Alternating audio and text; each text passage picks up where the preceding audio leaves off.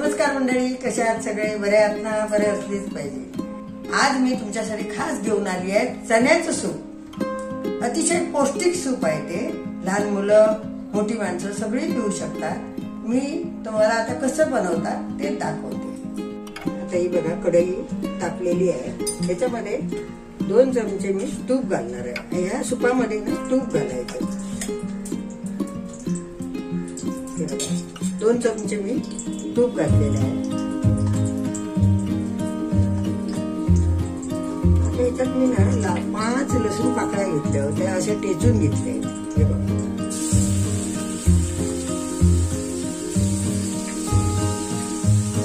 याच्यात बाकी काही घालायचं नाहीये, साधी सोपी पद्धत आहे।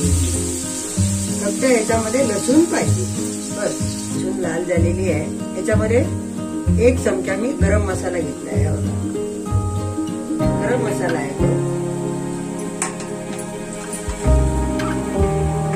मी चणे उकडून घेतले होते, त्याचं पाणी मी घालणार आहे। हे चण्याचं फक्त पाणी घ्यायचं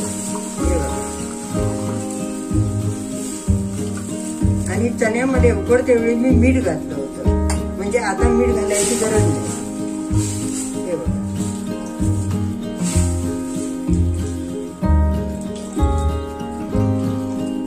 एकदम सोपी आहे की नाही पद्धत? बघा, झालं। उकळी आली की आपलं सूप तयार झालं।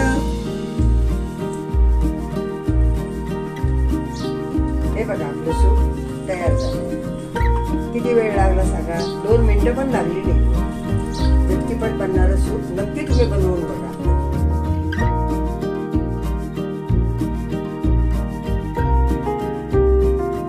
हे बघा, चण्याचं सूप आता तयार झालेलं आहे। चणे मी उकडून घेतले होते, हे पाण्याचं सूप केलेलं आहे आणि चण्याचं चाट केलेलं आहे। हे बघा,